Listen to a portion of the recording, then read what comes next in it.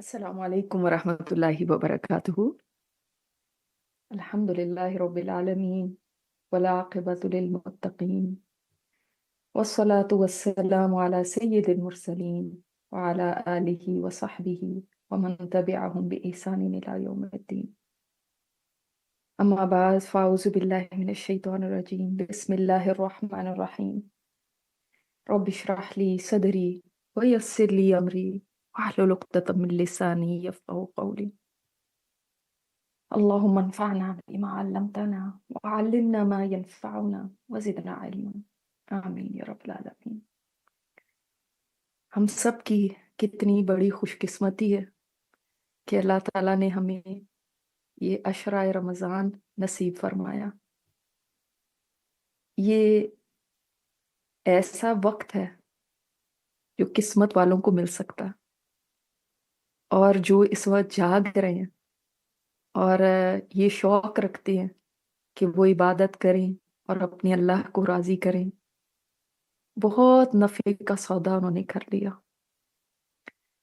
کیونکہ اگر اس وقت ہم کسی قبرستان میں چلے جائیں اور وہاں کے مکینوں میں کسی سے پوچھیں کہ آپ کیا چاہتے ہیں، تو وہ یہ کہیں گے کہ اپنی یہ ایک رات ہمیں دے دو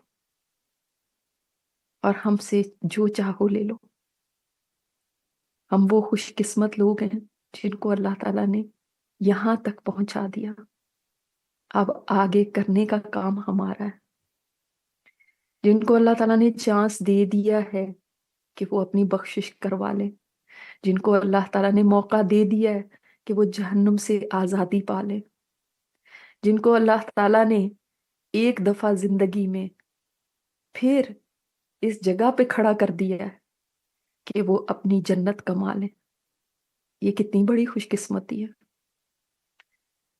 ہم ان میں سے بھی ہو سکتے تھے جو اس وقت زمین کے نیچے ہیں، ہم ان میں سے بھی ہو سکتے تھے جو اس وقت کہیں بازاروں میں گھوم رہے ہیں یا کسی کلب میں بیٹھے ہیں یا فلموں کے آگے بیٹھے ہیں، لیکن اللہ تعالیٰ نے ہمیں یہاں بٹھایا۔ ہم اس کا شکر کیسے ادا کریں؟ ہم اس کا شکر نہیں ادا کر سکتے۔ ہم یہی کہہ سکتے ہیں کہ اللہ تعالیٰ اگر تو نے یہ موقع دے دیا ہے نا تو اب ہمیں بخش بھی دینا، کیونکہ تو ہر ایک کو یہ توفیق نہیں دیتا۔ اب تو نے ہمارے لیے فیصلہ کیا ہے تو آگے اب ہمارے لیے بخشش کا سامان بھی کر دینا اور ہمیں جہنم سے آزادی بھی دے دینا۔ تو سب سے پہلے تو اللہ تعالیٰ کا شکر ادا کیجیے، کیونکہ ہمارے اسلاف مانگا کرتے تھے، دعائیں مانگا کرتے تھے کہ اللہ تعالیٰ ہمیں رمضان تک پہنچا دے اور اللہ تعالیٰ ہمیں لیلۃ القدر کی عبادت نصیب فرما دے۔ تو اللہ تعالیٰ نے پہنچا دیا، ہمیں پہنچا دیا جس کی لوگ تمنا کرتے ہیں۔ اور میں کچھ لوگوں کو جانتی ہوں کہ جو اس پچھلے سال میں ہمارا ساتھ چھوڑ گئے، ان کو یہ مہینہ ہی نصیب نہیں ہوا، اور کچھ لوگوں کو یہ عشرہ نصیب نہیں ہوا۔ تو اللہ تعالیٰ کا بڑا کرم ہے ہمارے اوپر، اور ہم بس اس کے اندر شکر کے جذبات ہی رکھیں۔ تو اب یہ راتیں مل گئی ہیں تو ان کی قدر کرنی ہے۔ قدر کیسے کریں گے؟ ضائع کر کے نہیں ان کو۔ جس چیز کو آپ قیمتی سمجھتے ہیں اس کو تو بڑا سنبھال کے رکھتے ہیں، اس کی تو بڑی قدردانی کرتے ہیں نا۔ اگر آپ لیلۃ القدر کو قیمتی سمجھتے ہیں اور یہ سمجھتے ہیں کہ میری تو خوش قسمتی، میرے تو بھاگ کھل گئے کہ میرے رب نے مجھے یہاں تک پہنچا دیے، تو سو کے ان راتوں کو نہیں گزارنا، شور اور ہنگامے میں نہیں گزارنا، مسجدوں کے باہر بیٹھ کے میلے ٹھیلے میں یہ راتیں نہیں گزارنی۔ یہ وہ راتیں نہیں ہیں جس میں جاگنے کے مقابلے ہو رہے ہیں، یہ کوئی خریداری کی جا رہی ہے، کہیں گپ شپ ہو رہی ہے، کہیں کوئی اور فضول کاموں میں لگے ہوئے ہیں اور سوچ رہے ہیں کہ ہم بڑی اچھی رات کو جاگ کے گزار رہے ہیں۔ کس نے کہا کہ جاگنا ہی کافی ہے؟ جاگ تو ایک سیکیورٹی والا بھی جاگ رہا ہے، جاگ رہے ہیں تو اور بھی لوگ وہ جاگ رہے ہیں جن کی ڈیوٹیز رات کے وقت ہوتی ہیں۔ جو فرشتے آئیں گے انہوں نے یہ نہیں دیکھنا کہ جاگ کون رہا ہے، انہوں نے یہ دیکھنا ہے کہ اللہ کی عبادت میں کون جاگ رہا ہے۔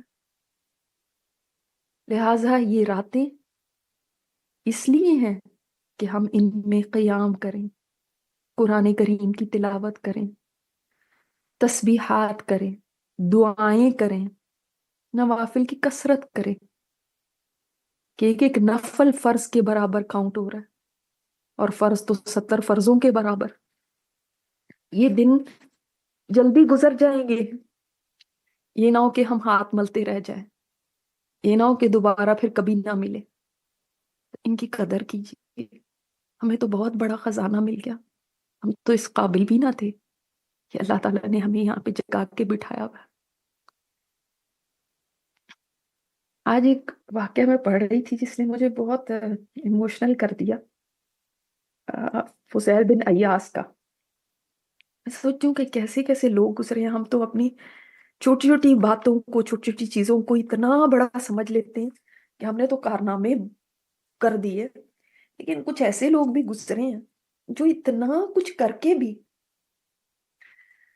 کتنے زیادہ ہمبل تھے، اس کو کچھ نہیں سمجھتے تھے۔ فضیل بن ایاس کا آپ نے نام تو سنا ہوگا، ڈاکوؤں کے سردار تھے، ان سے لوگ تھر تھر کانپتے تھے، لیکن جب ان کی زندگی بدلی ہے تو کیسے بدلی؟ ایک رات، آدھی رات کے قریب ایک گھر کی دیوار پھلانگ کے اندر داخل ہوئے اور دیکھا، آئے تو ڈاکے کے ارادے سے تھے، مگر آگے دیکھا کہ ایک انسان کھڑا ہوا ہے نماز میں اور قرآن کریم کی تلاوت کر رہا ہے، اور ایک ہی آیت کو پڑھتا جا رہا ہے، الم یعنی للذین آمنوا ان تخشع قلوبہم لذکر اللہ۔ کیا ایمان والوں کے اوپر ابھی وہ وقت نہیں آیا کہ ان کا دل اللہ کے ذکر سے ڈر ہی جائے؟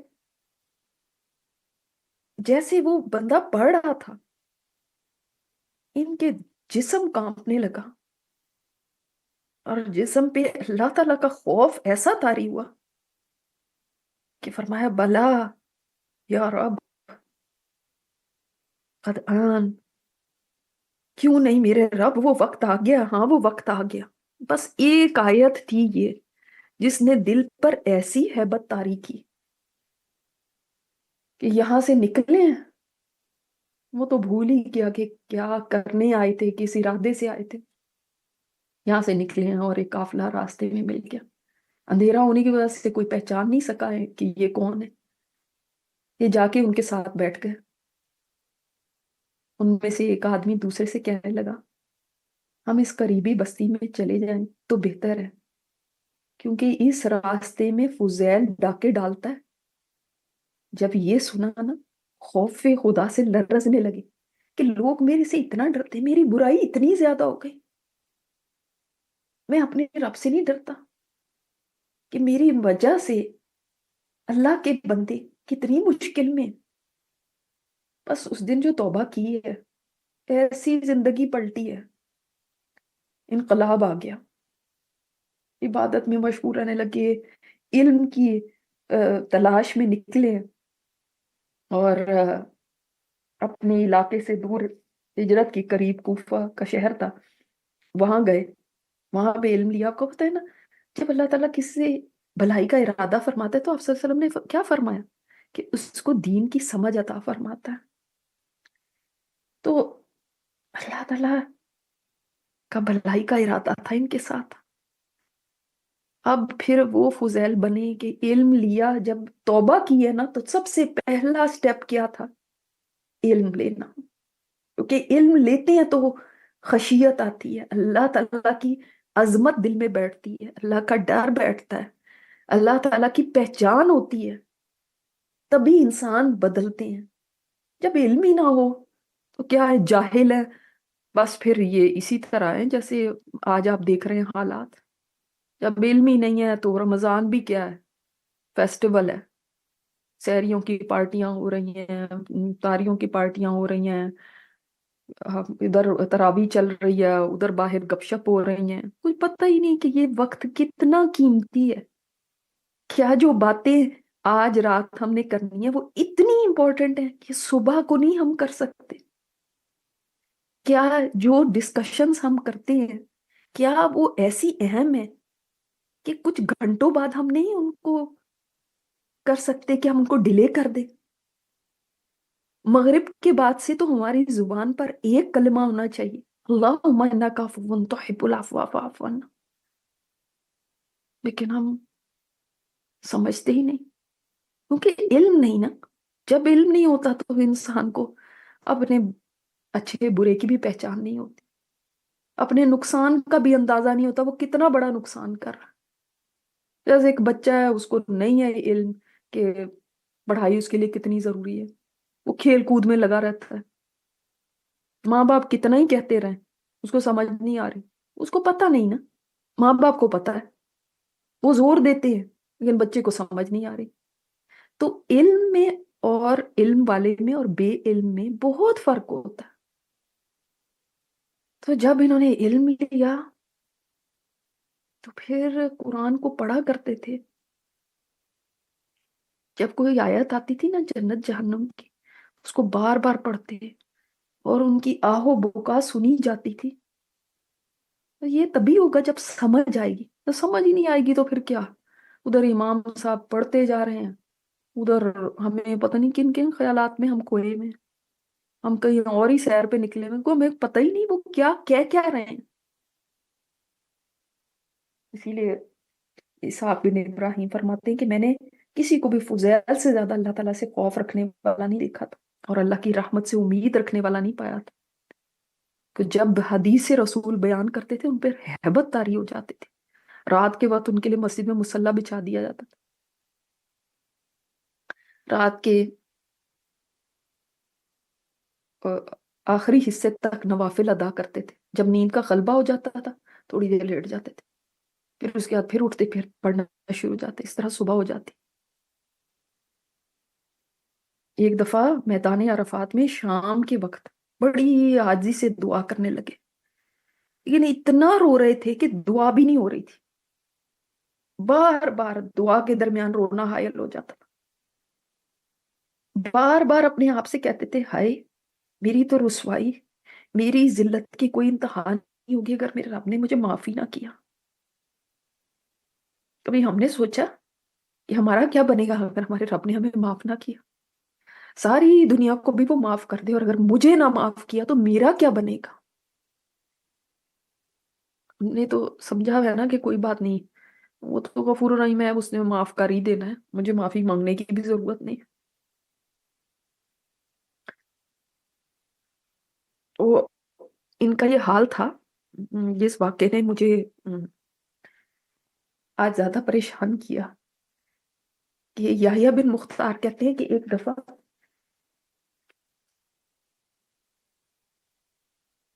मक्का में गया, तो वहां पे मैंने एक रात फुजैल बिन अयास को रोते हुए देखा। तो जब मैंने वजह पूछी तो फरमाते हैं, मुझे पता चला है कि पुलसिरात बहुत लंबा है, 5,000 साल का फासला है उसका। 5,000 साल का फासला सिर्फ चढ़ने का है, 5,000 साल फिर उस पर चलना पड़ेगा, और 5,000 साल में उस पे से उतरना होगा। तो ये हजारों साल का फासला, और इससे वही गुजर सकेगा जो खौफे खुदा से नातवा हो चुका होगा। पुलसिरात तो तलवार की धार से भी ज्यादा तेज है, बाल से भी ज्यादा बारीक है।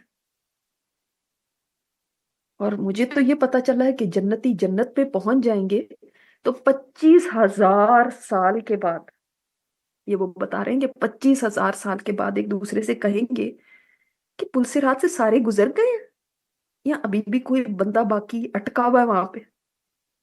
तो उनमें से बास कहेंगे, नहीं अभी भी कोई आदमी फंसा हुआ है उस पे।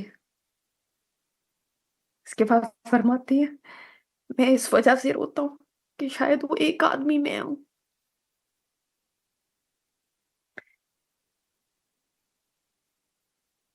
अल्लाह अकबर, अल्लाह अकबर, कैसे अल्लाह के लोग। याह्या बिन अय्यूब कहते हैं कि मैं और जाफिर एक दिन फुजैल के पास गए और उनके पास एक बुजुर्ग तशरीफ फरमा थे। तो फरमाया उन्होंने कि आप सल्लल्लाहु अलैहि वसल्लम ने जिब्राइल से और जिब्राइल अलैहिस्सलाम ने अल्लाह ताला से रिवायत की है, क्योंकि इन लोगों के नजदीक ना सनद की बहुत अहमियत होती थी। तो नबी सल्लल्लाहु अलैहि वसल्लम ने जिब्राइल से और जिब्राइल अलैहिस्सलाम ने अल्लाह ताला से क्या रिवायत की है, और फिर कुरान की आयत तिलावत की, या अय्युहल्लज़ीना आमनू कू अनफुसकुम व अहलिकुम, ए ईमान वालों अपने आप को और अपने घर वालों को आग से बचाओ, वकूदुहु अन्नासु वल हिजारा, जिसका ईंधन इंसान और पत्थर है। तो कहते हैं ये आयत उन्होंने पढ़ी है और फुजैल और उनके जो साथी हैं दोनों पे गशी तारी हो गई, और फिर कितनी देर के बाद उनको होश आया। ओह अल्लाह अकबर, उनको फिक्र आखरत कितनी ज्यादा थी। आज फिक्र आखरत इतनी भी नहीं कि हमें एक रात के लिए भी जगा दे। हम कितने बेफिक्र हैं। सोचती हूँ कि काश हमें भी ये फिक्रें लग जाए। हमें फिक्र क्या है, सोचेंगे हमारी फिक्रात क्या है।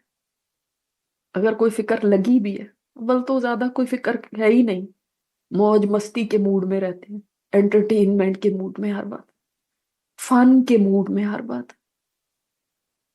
फिक्रें देखें, ये होती है फिक्र। ये कितनी फिक्र थी, ये किसी जनाजे के साथ जाते थे तो ऐसी वाजो नसीहत करते थे, खुद भी रोते थे, लोगों को भी रुला देते थे। किसी ने पूछा आपका क्या हाल है, फरमाया किस हाल का पूछते हो, दुनिया के हाल का या आखिरत के।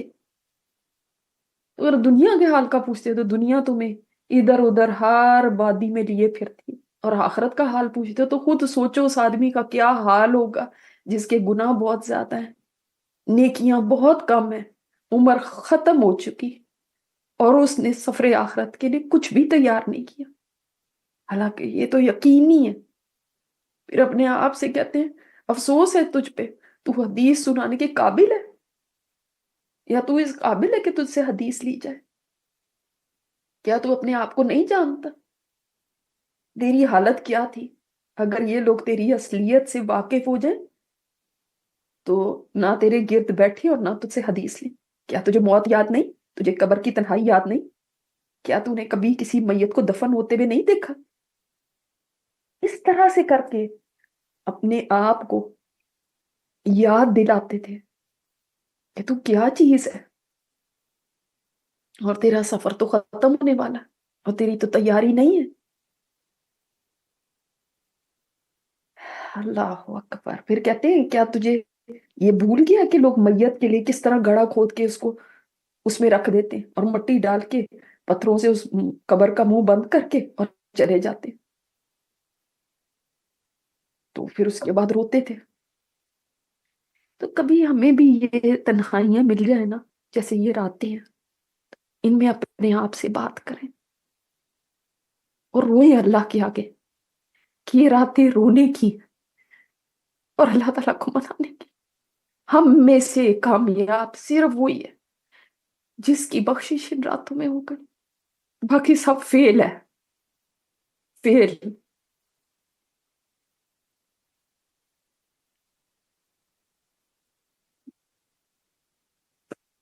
पास वो है जिसके लिए अल्लाह ताला ने इन रातों में ये फरमा दिया कि मैंने उसको जहन्नुम से आजादी दे दी, जिसके लिए अल्लाह ताला ये फरमाते कि मैंने इसकी बख्शिश कर दी, उसको मुबारक हो। बाकी सब सिर्फ दौड़े हैं और कुछ नहीं। अल्लाहुम्मा इन्नका अफ़्वुन तुहिब्बुल अफ़्व फ़अफ़ु अन्नी। तो नींद आने लगे ना, तो खुद को आखिरत याद करवा लेना कि सफर शायद अब थोड़ा रह गया हो, अपने लिए बहुत लंबा टाइम ना समझे, और पता नहीं मौका दोबारा मिले कि नहीं मिले। جتنے لوگ میری آواز سن رہے ہیں سب زندہ ہیں الحمدللہ، اور ان کو موقع ملا ہے۔ اللہ کا شکر، اس کا کرم ہے کہ اس نے ایک موقع دے دیا۔ موقع بار بار نہیں ملتے، تو بات کرنے رب سے اور منا لے اس کو کہ وہ بہت کریم ہے، بہت زیادہ بخشش کرنے والا۔ اس نے یہی دیکھنا کہ ہماری طلب کتنی ہے، ہم کتنا زیادہ چاہتے ہیں کہ وہ ہمیں معاف کر دے۔ تو ہم اللہ تعالیٰ سے بخشش بھی مانگتے ہیں، جہنم سے آزادی بھی مانگتے ہیں، اس کی رضا بھی مانگتے ہیں۔ اگر کسی کو نیند آ رہی ہو تو وہ وضو کر لے تاکہ نیند جاتی رہے، اور انشاءاللہ تعالیٰ ہم اتنی دیر نیکسٹ سیگمنٹ کی طرف چلتے ہیں۔ پھر اس کا انٹروڈکشن میں آپ کو دیتی ہوں، پہلے سنتے ہیں دعا۔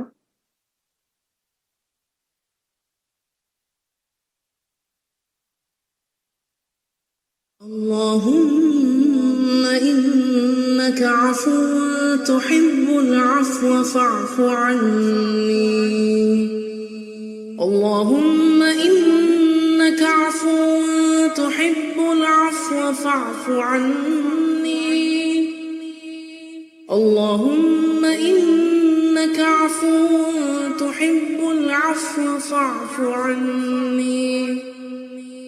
اللهم إنك عفو تحب العفو فاعف عني.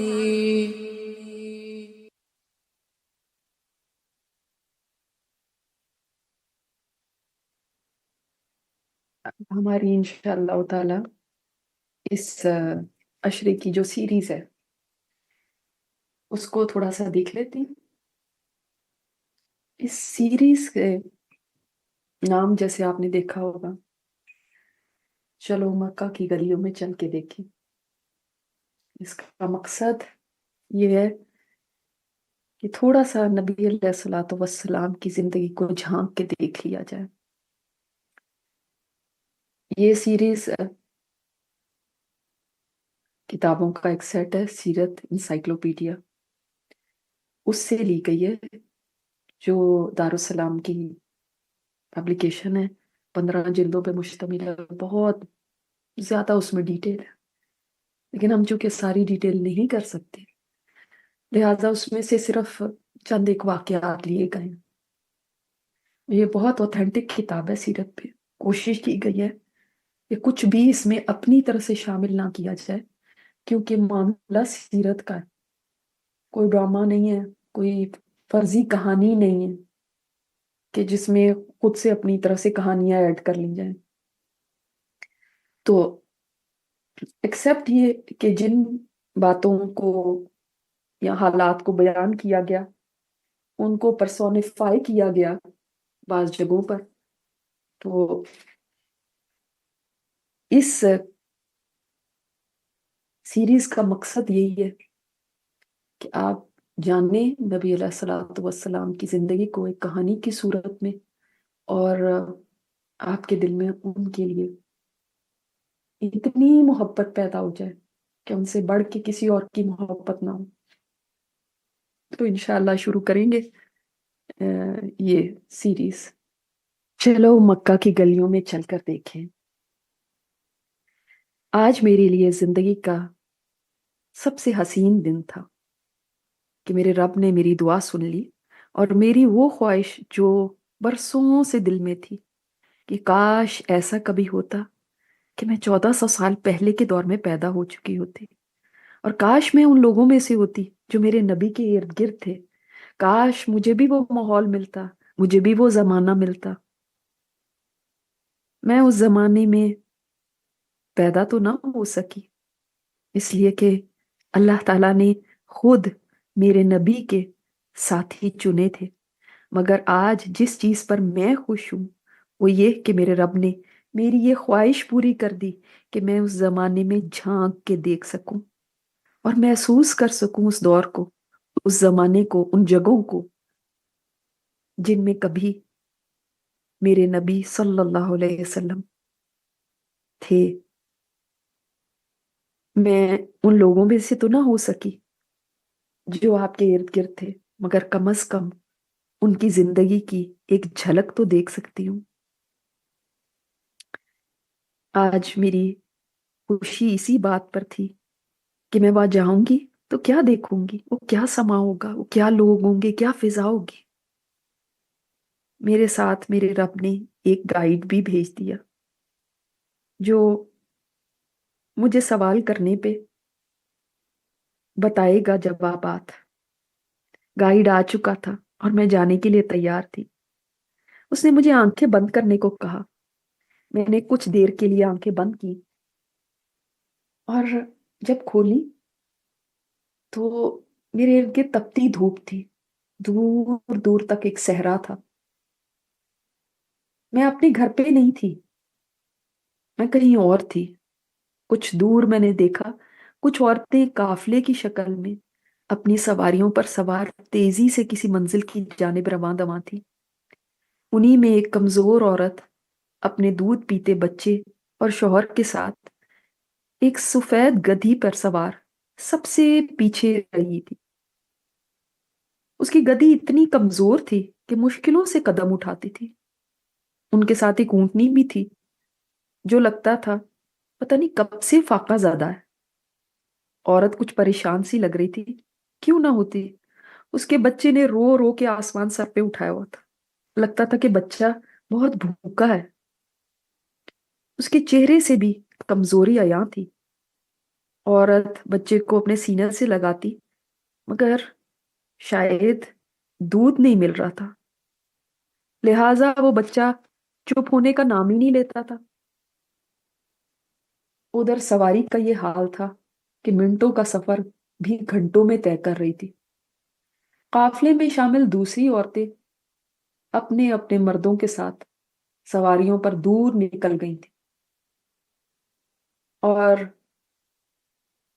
یوں لگتا تھا کہ سبھی اس خاندان کی سست رفتاری سے تنگ آ کر آگے چلے گئے۔ یہ خاندان مسلسل ایک مشقت میں پڑا ہوا تھا۔ نہ تو ان کے پاس بچے کی بھوک مٹانے کا کوئی سامان تھا، نہ ہی سواری کو تیز دوڑانے کا کوئی راستہ نظر آ رہا تھا۔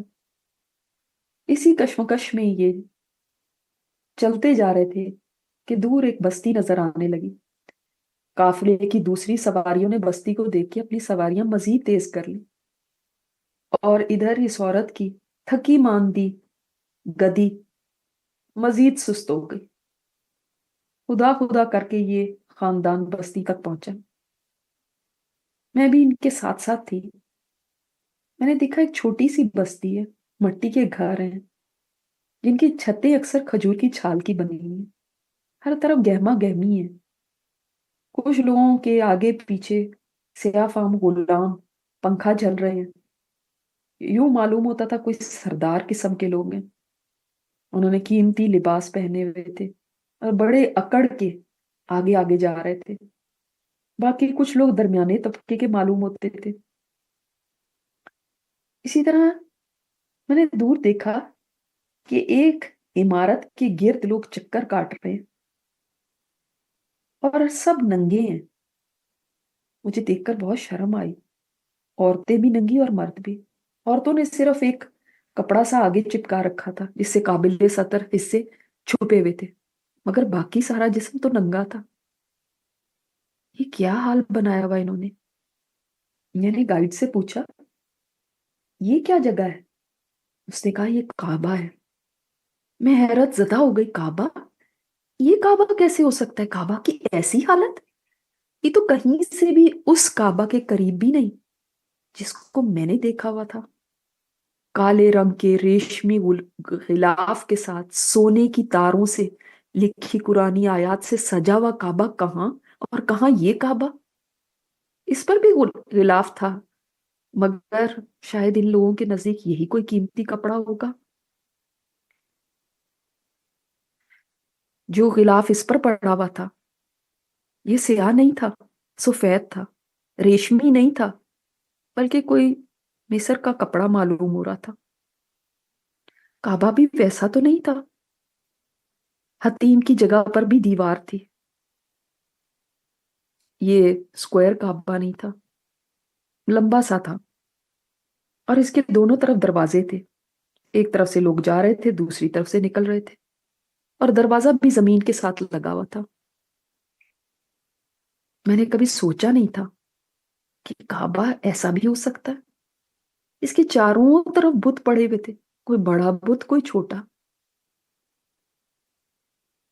لوگ آ کے اپنے اپنے بتوں کے سامنے چڑھاوے چڑھا رہے تھے، کوئی قربانی کر رہا تھا ان کے آگے. ان بتوں کی بہت ہی نحوست تھی. کعبے کی حالت بھی خستہ لگ رہی تھی. صرف اتنا اونچا تھا کہ ایک آدمی کے قد سے تھوڑا سا اونچا، تقریباً 9 ہاتھ تک ہوگا، اور اوپر چھت بھی نہیں تھی. دیواریں بھی بوسیدہ ہو رہی تھی. یہ وہ کعبہ نہیں تھا جیسا میں اپنے زمانے میں دیکھتی رہی ہوں. میں کعبے کو دیکھنے میں مگن تھی. اتنے میں مجھے خیال آیا کہ وہ خاندان کہاں گیا. میں دوڑی، دیکھا تو وہ عورت ایک جگہ کھڑی اپنے قافلے والوں کی عورتوں سے باتیں کر رہی تھی. عورت کی گود میں، ہر عورت کی گود میں ایک بچہ تھا، اور ایک کہنے لگی، حلیمہ اب تو کوئی بچہ بھی نہیں باقی بچا، سب بچے تو لے لیے گئے ہیں. بس وہاں اس گھر میں ان کے پاس چلی جاؤ، وہاں ایک یتیم بچہ ہے، اس کو ابھی تک کسی نے لے لیا. ویسے بھی ان سے کوئی خاص معاوضہ تو ملے گا نہیں، اس بچے کی صرف ایک ماں ہے اور ایک دادا ہے. حلیمہ لگتا تھا کچھ مایوس سی ہو گئی. تو بولی، تمہاری مرضی ہے، اگر وہ لینا ہے تو لے لو. حلیمہ کا چہرہ اتر گیا. عورتوں کے بتانے کے باوجود اپنی پوری کوشش کرنے لگی کہ کہیں اور سے کوئی اور بچہ مل جائے، مگر سبھی گھروں کے بچے دائیوں نے جلدی جلدی پہلے ہی لے لیے تھے. وہ واپس آ کر اپنے شوہر کے پاس تھک کے بیٹھ گئی. اتنی دور سے یہ خاندان سفر کر کے آیا تھا، راستے میں بھی اتنی مشکلات اٹھائی تھی. اب پہنچے ہی ہیں تو آگے سے سب دروازے بند نظر آ رہے ہیں. یہ چاہتے تھے کوئی مالدار خاندان کا بچہ مل جائے تو ان کے بھی دن پھر جائیں. ان کی گدی تیز چل لیتی تو ابھی تک یہ بھی کسی امیر خاندان کے بچے کو گود لے چکے ہوتے. مگر انسان کچھ پلان کرتا ہے اور اللہ تعالیٰ کی پلاننگ اور ہوتی ہے. حلیمہ نہیں جانتی تھی کہ جو بچہ اللہ تعالیٰ نے ان کے نصیب میں لکھا ہوا ہے وہ ان کے لیے دنیا اور آخرت کی بھلائیاں سپیٹ لائے گا. ان کے تو نصیب کھل جائیں گے، ان کا نام قیامت تک باقی رہے گا. جب جب عاشقان رسول اپنے رسول کی سیرت لکھتے رہیں گے اور پڑھتے رہیں گے تو ان کو یاد کرتے رہیں گے. یہ افسردہ تھی کہ ان کو مالدار خاندان کا بچہ نہیں ملا. یہ افسردہ تھی کہ ان کی گدی تیز کیوں نہیں چلی. مگر انسان بعض چیزوں میں اپنے لیے برائی سمجھتا ہے، حالانکہ اسی میں اس کے لیے بھلائی ہوتی ہے. یہ کیا جانے ان کو کیا ملنے والا ہے، اور اسی میں بھلائی تھی. اگر یہ بھی جلدی آ جاتے تو ان دوسری عورتوں کی طرح کوئی اور بچہ لے چکے ہوتے. ان عورتوں کو تو آج تک کوئی جانتا بھی نہیں. یوں لگتا تھا حلیمہ کے سارے خواب ٹوٹ گئے. اپنے شوہر سے کہنے لگی، حارث کیا کریں پھر، کوئی بھی بچہ اب باقی نہیں رہا، خالی ہاتھ جانے سے تو بہتر ہے اس یتیم بچے کو ہی لے لیتے ہیں. چلو کچھ نہ ہونے سے تو بہتر ہے. عورت کا شوہر بولا، ٹھیک ہے پھر جا کر اسی کو لے آؤ، ہو سکتا ہے اللہ تعالیٰ اس میں ہمارے لیے برکت ڈال دے. حلیمہ اٹھی، بوجھل قدموں سے چلتی ہوئی ایک گھر کی طرف بڑھی، گھر کے دروازے پہ دستک دی، اندر سے اجازت ملی۔ سامنے ایک نہایت معزز خاتون کھڑی تھی، شرافت اور بزرگی ان کے چہرے سے ٹپک رہی تھی۔ ان کے قریب ہی ایک دودھ پیتا معصوم بچہ لیٹا ہوا تھا۔ میں آگے بڑھی اور نہ جانے کیوں بچے کے چہرے پہ نظر پڑتے ہی میری آنکھوں سے آنسو ٹپ ٹپ گرنے لگے۔ یہ تو میرے نبی ہیں، رحمت للعالمین۔ جی چاہا میں اس بچے کو اٹھا کے سینے سے لگا لوں۔ معصوم بچہ سکون سے سو رہا تھا۔ یوں تو ہر بچہ پیارا لگتا ہے، مگر اس بچے کے چہرے پر ایسا نور تھا جو میں نے آج تک کبھی نہیں دیکھا۔ بچے کی والدہ دایا سے کہنے لگی، ان کی فکر کو بھانپ لیا تھا انہوں نے، تسلی کے انداز میں کہنے لگی، اے دایا، اس بچے سے آپ بالکل مطمئن رہیں، یہ بڑی شان والا بچہ ہے۔ دایا حلیمہ یہ سن کے کچھ حیران سی ہوئی۔ بچے کی والدہ نے کہا، اس کی پیدائش سے پہلے مجھے خواب آیا تھا کہ اس کا نام احمد رکھوں، اور اس کے دادا نے اس کا نام محمد رکھا ہے۔ حلیمہ بولی، محمد؟ ایسے لگا جیسے انہوں نے پہلی دفعہ یہ نام سنا۔ لگتا ہے یہ خان ان لوگوں میں عام نہیں تھا۔ آمنہ کہنے لگی، جب یہ بچہ پیدا ہوا ہے تو جانتی ہے، میں نے خواب میں دیکھا میرے جسم سے ایک نور نکلا ہے جس سے شام کے محلات روشن ہو گئے، اور مجھے تو محسوس بھی نہیں ہوا کہ میں حاملہ ہوں۔ اس حمل کو میں نے ذرا بھی بوجھل نہیں پایا جیسے عورتیں پاتی ہیں، اور اس کا نام یہ ہمارے خاندانی ناموں میں سے نہیں۔ ہاں، جب لوگ پوچھتے ہیں کہ آپ نے یہ نام کیوں رکھا تو اس کے دادا کہتے ہیں کہ میں چاہتا ہوں کہ اللہ تعالیٰ آسمانوں میں اور اہل زمین زمین میں اس کی تعریفیں بیان کریں، اس لیے میں نے اس کا نام محمد رکھا۔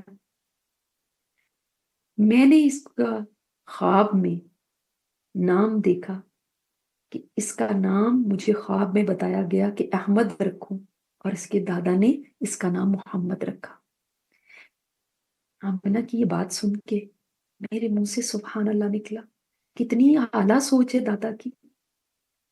میں نے تو کبھی اپنے بچوں کی پیدائش پہ ایسا سوچا بھی نہیں، نہ ایسی خواہش کی کہ میرے کسی بچے کا آسمانوں میں بھی ذکر ایسا ہو کہ اس کی تعریفیں ہوں، اور زمین والوں میں بھی اس کی تعریفیں ہوں۔ یہ اتنے پرانے لوگ ہیں مگر کس قدر سمجھدار ہے، اور میں اتنی پڑھی لکھی ہو کے آج تک ایسی بات نہ سمجھ سکی۔ دایا حلیمہ یہ سن کے حیران بھی ہوئی اور خوش بھی ہوئی، اور انہوں نے بچے کو گود میں لے لیا اور خوشی کے ساتھ دروازے کی طرف بڑھی۔ ماں نے بچے کو جاتے ہوئے دیکھا تو اشعار کی صورت میں دعائیں کہیں، اعیذہ باللہ ذی الجلال من شر ما مر علی الجبال حتی اراہ حامل الحلال۔ میں اپنے بچے کو اللہ ذوالجلال کی پناہ میں دیتی ہوں اس شر سے جو پہاڑوں پہ واقع ہوا، یہاں تک کہ میں اسے اونٹ پر سوار دیکھوں اور دیکھ لوں کہ وہ غلاموں اور درماندہ لوگوں کے ساتھ احسان کرنے والا ہے۔ ماں کی یہ دعا کتنی خوبصورت تھی، مجھے بہت پسند آئی۔ ان لوگوں کی دعائیں بھی کتنی پیاری ہیں۔ حلیمہ بچے کو لے کر اب قدرے اطمینان کے ساتھ اپنے شوہر کے پاس آئیں۔ بچے کو بھوک لگی تو حلیمہ نے اپنے سینے سے لگا لیا، اور پیارے بچے نے دودھ کے گھونٹ بھرنے شروع کر دیے۔ وہی حلیمہ جن کا اپنا بچہ مکہ کے سفر میں دودھ نہ ہونے کی وجہ سے بلبلاتا رہا تھا، اب دائی حلیمہ کا سینہ دودھ سے اتنا بھر گیا کہ نئے آنے والے مہمان نے بھی پیا اور ان کے اپنے بچے نے بھی پیٹ بھر کے پیا۔ پھر دونوں معصوم بچے سکون سے سو گئے۔ اور حلیمہ اور ان کے شوہر حارث نے بھی سکھ کا سانس لیا. نہ جانے کتنی راتوں سے اپنے بچے کے رونے کی وجہ سے ان کو نیند نصیب نہیں ہوئی تھی. صبح ہوئی تو حارث حلیمہ کے پاس آئے اور بولے، حلیمہ خدا کی قسم تو نے ایک بڑی بابرکت روح لی ہے، تو بڑی شان والا بچہ ہے. میں نے اونٹنی دیکھی تو اس کے تھن دودھ سے بھرے ہوئے تھے، دیکھو کتنا دودھ ہوا ہے. حلیمہ یہ دیکھ کے بہت خوش ہوئی. برتن دودھ سے بھرے ہوئے تھے. قافلے کی روانگی کا وقت ہو چکا تھا. حلیمہ بچے کو لے کر اس گدی پہ بیٹھی جس پہ آئی تھی، مگر اب وہ گدی اتنی تیز دوڑنے لگی کہ سب کو حیران کر دیا. میں دیکھ رہی تھی وہ گدی سب کو پیچھے چھوڑ کے آگے بھاگی جا رہی تھی، حتیٰ کہ حلیمہ کی سہیلیاں پکارنے لگی، اے ابو زویب کی بیٹی یہ کیا ہوا؟ یہ وہی گدی ہے جس پہ تو سوار ہو کے آئی تھی. حلیمہ خوشی سے بولی، ہاں ہاں واللہ یہ وہی ہے. حلیمہ کی سہیلیاں آپس میں کہنے لگی، کوئی خاص بات ہوئی ہے اس کے ساتھ.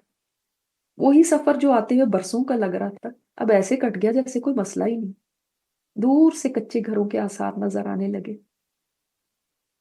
گدی نے اپنی بستی کو قریب بھانپ کے رفتار مزید تیز کر دی، اور یہ جوڑا جب گھر پہنچا تو نئے مہمان کی آمد سے ان کے باقی بچے بہت خوش ہوئے.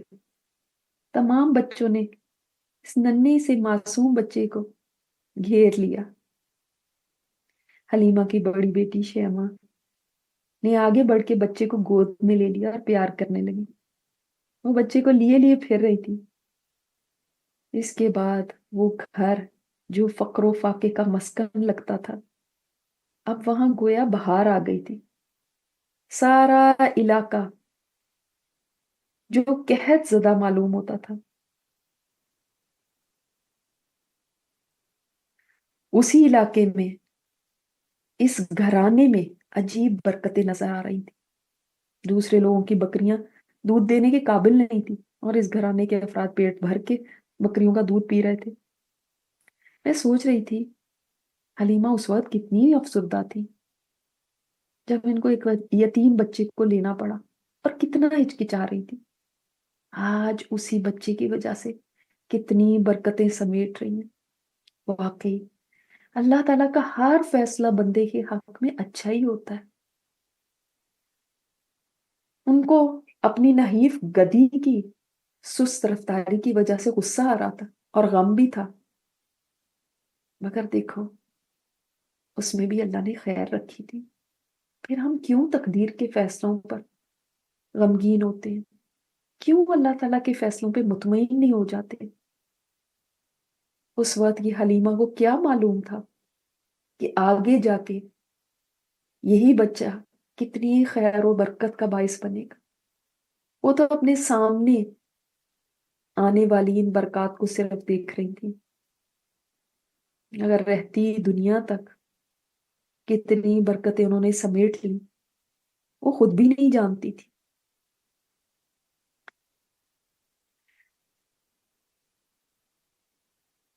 میں نے کچھ دیر کے لیے آنکھیں بند کی اور پھر کھولی تو حلیمہ کی آواز میرے کانوں میں پڑی. سین بدل چکا تھا. حلیمہ کی گود میں ایک 2-2.5 سال کا بہت ہی پیارا بچہ، دل مو لینے والی صورت، ایسی جس کو دیکھ کے پیار آئے. حلیمہ بچے کی ماں سے کہہ رہی تھی، نہیں آپ مان جائیں نا، صرف کچھ عرصے کی تو بات ہے. محمد کچھ مضبوط بھی ہو جائے گا، اور ویسے بھی مکہ میں وبائیں پھیلی ہوئی ہیں اور مجھے ڈر ہے کہ بچہ کہیں بیمار نہ پڑ جائے. آمنہ کچھ تذبذب میں تھی. یوں لگتا تھا کہ وہ بھی بچے کو اپنے سے مزید جدا نہیں رہنے دینا چاہتی، مگر حلیمہ کے مسلسل اصرار پہ وہ مان گئی اور حلیمہ بچے کو لے کے خوشی خوشی وہاں سے باہر نکلی. میں نے کچھ دیر کے لیے آنکھیں بند کی. جب کھولی تو دیکھا آمنہ سخت بیمار ہے. ان کی عمر کچھ 30 سال کے قریب لگ رہی تھی. ایک اونٹ پر آمنہ تھی اور ساتھ ان کی باندی برکہ جس کو وہ ام ایمن کہہ کے پکار رہی تھی، اور ساتھ 6 سال کے محمد صلی اللہ علیہ وسلم. آمنہ کی طبیعت زیادہ خراب ہو گئی. تو ایک جگہ پہ سواریوں کو روکنا پڑا. باندی نے بچے کو تسلی دینے کی کوشش کی، مگر صورتحال تو تیزی سے بگڑ رہی تھی. کوئی تسلی کام نہیں آ رہی تھی. پھر اس ننھے سے بچے کے سامنے اس کی والدہ نے دم توڑ دیا. ام ایمن نے سسکیاں لیتے ہوئے بچے کو سینے سے لگا لیا، ایسے جیسے ایک ماں بچے کو پیار کرتی ہے. اس چھوٹے سے بچے کے دل پہ کیا گزر رہی ہوگی. میرا دل بھر آیا. پہلے باپ نہیں، اب شفیق ماں بھی سفر کے دوران ہی فوت ہو گئی. نہ گھر قریب ہے، نہ کوئی پیارا یہاں ہے. ایک باندی کے سوا تو کوئی دیکھنے والا بھی نہیں. بچے کی سسکیاں میرا دل کاٹ رہی تھی. بھری دنیا میں یہ بچہ اکیلا رہ گیا. نہ اس کا کوئی بہن بھائی اور نہ ہی ماں باپ. ام ایمن بڑی سمجھدار لڑکی تھی.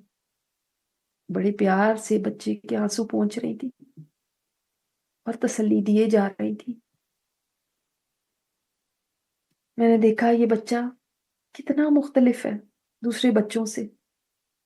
نہ کوئی واویلا، نہ چیخو پکار. حالانکہ ایک بہت بڑا صدمہ ٹوٹا تھا. اتنا مہذب بچہ، عام بچوں سے بالکل مختلف. پھر میں نے دیکھا ام ایمن ان کو لے کر روانہ ہو گئی. ان کے سامنے ان کی والدہ کو دفنا دیا گیا تھا. اب جب یہ بچہ یہاں سے روانہ ہو رہا ہے تو ان کے پاس دنیاوی طور پر کوئی سہارا نہیں. انہوں نے اپنے باپ کو تو دیکھا ہی نہیں. ماں بھی چلی گئی. اتنی چھوٹی عمر میں اتنا کچھ. واقعی جو اللہ کے پیارے بندے ہوتے ہیں ان پہ کتنی بڑی آزمائشیں آتی. میں سوچ میں پڑ گئی. کتنی مشکلات. کوئی ناز و نام اٹھانے والا نہیں.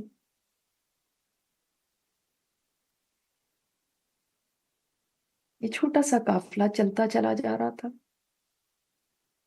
مکہ کی بستی میں پہنچے تو میں نے دیکھا ایک ادھیڑ عمر بوڑھا آگے بڑھا اور اس بچے کو گود میں لے لیا اور پیار کرنے لگا. میں نے گائیڈ سے پوچھا یہ کون ہے؟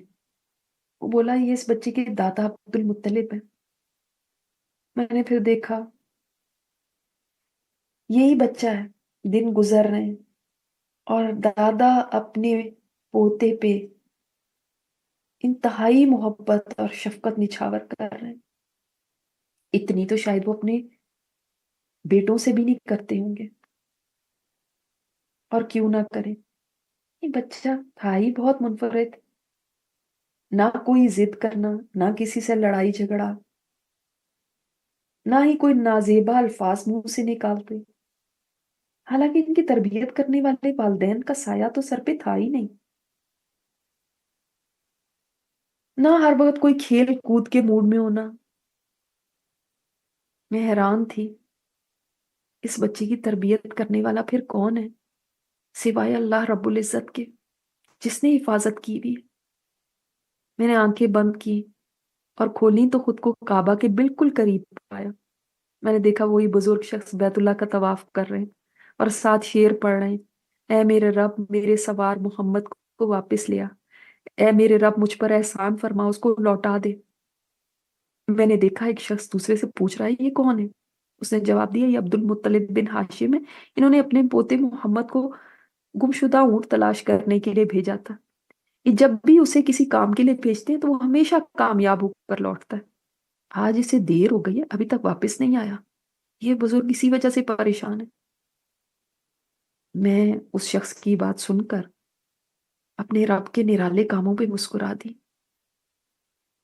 وہ ایک بچے سے اس کے والدین اگر لے لیتا ہے تو کسی دوسرے کو ان کی جگہ پر دے دیتا ہے. جو شفیق ہیں اور مہربان ہیں. مجھے عبد المطلب پہ بھی بڑا ہی پیار آیا کہ میرے نبی کو اس وقت محبت دینے والے ہیں جب وہ اپنے والدین کی شفقت سے محروم ہو گئے. میرے دیکھتے ہی دیکھتے وہ بچہ ایک اونٹ کو لیے ہوئے کہیں سے نمودار ہوا. اتنی سی عمر میں اتنے ذمہ دار. کوئی لگ بھگ 6-7 سال کی عمر ہوگی. میں نے سوچا اس عمر میں میرے بچے تو ایسی کوئی ذمہ داری کا ثبوت دینے والے نہ ہوتے. دادا نے آگے بڑھ کے پوتے کو گلے سے لگایا اور بولے, اے میرے بیٹے, کیا بتاؤں میں تمہارے لیے کس قدر پریشان تھا. میں کبھی کسی کے لیے بھی اتنا پریشان نہیں ہوا. اللہ کی قسم, اب میں تمہیں کبھی کسی کام کے لیے نہیں بھیجوں گا, نہ تم مجھ سے کبھی جدا ہوگے. مجھے یہ سن کے بڑی خوشی ہوئی, مگر اللہ تعالیٰ کا فیصلہ تو کچھ اور ہی تھا. دادا نے تو کہہ دیا تم مجھ سے کبھی جدا نہیں ہوگے, لیکن کچھ ہی عرصے میں کچھ اور ہو گیا. اگلا سین جب میرے سامنے کھلا تو میرے نبی پہ غم کا ایک اور پہاڑ ٹوٹ چکا تھا. جن کے دم سے ان کی زندگی میں بہار تھی, وہی چھوڑ کے جا چکے تھے. کوئی لگ بھگ 8 سال کی عمر ہوگی. ان کے لیے تو اب وہ تمام رشتے ختم ہو گئے جن پر کوئی فخر کرتا ہے. دادا کے بعد چچا وغیرہ تو تھے, مگر کسی چچا میں بھی دادا کی طرح کی نہ قوت تھی, نہ عزم, نہ حوصلہ, نہ ویسی سخاوت اور نہ دور اندیشی. نہ ہی کسی اور میں ویسا روب و دبدبا تھا. ہاں, میں نے یہ ضرور دیکھا کہ عبد المطلب نے جب سانسیں اکھڑنے لگی تو اپنے بیٹے ابو طالب کو بلا کے آخری وصیت کے طور پر کہنے لگے, میرے اس پوتے کا تم نے خیال رکھنا ہے, اب تمہارے اوپر ان کی ذمہ داری ہے. میں حیران تھی, اس لیے کہ ابو طالب تو خود حال حلیے سے بہت قسم پرسی کی حالت میں لگ رہے تھے. فقر و فاقہ ان کے چہرے سے یاد تھا. ایک ایسے ایک اور بچے کا خرچہ اٹھائیں گے؟ ہمارے ہاں تو ہم کھاتے پیتے بھی ہوتے ہیں, تب بھی کسی ایک فرد کا بھی خرچہ اٹھانا اپنے اوپر بوجھ سمجھتے ہیں. حتیٰ کہ کوئی مہمان ہی 4 دن سے زیادہ رہ جائے تو ہمیں فکر ہونے لگتی ہے, اور کہاں یہ ایک بچے کا خرچہ اٹھائیں گے. میں نے دیکھا اس دن میرے نبی پہ کتنا بڑا غم کا پہاڑ ٹوٹا. یوں لگتا تھا آنکھوں سے آنسوؤں کا سیلاب رواں ہے. میں نے اس 8 سال کے بچے کو دادا کے جنازے کے پیچھے چلتے چلتے دیکھا. سبھی چھوڑ گئے. شاید کوئی اور ہوتا تو غم میں ٹوٹ کے بکھر جاتا, مگر اس بچے کا صبر مثالی تھا. ہو سکتا ہے اللہ تعالیٰ نے ابھی سے اتنا سخت جان بنانا تھا کہ آگے کے حالات سہ سکے. میرے سے ان کی رونا دیکھا نہیں جاتا تھا. دل کرتا تھا تسلی دوں, آنسو پوंچھ دوں اور کہہ دوں آپ کو کیا پتا آپ کے ایک غم پر کتنے ہی لوگ اپنی جانیں نچھاور کرنے کو تیار ہوں گے. آپ نہ روئیں, آپ کا ایک ایک آنسو میرے دل کو چھلنی کر رہا تھا. میں آپ کے لیے کیا کروں.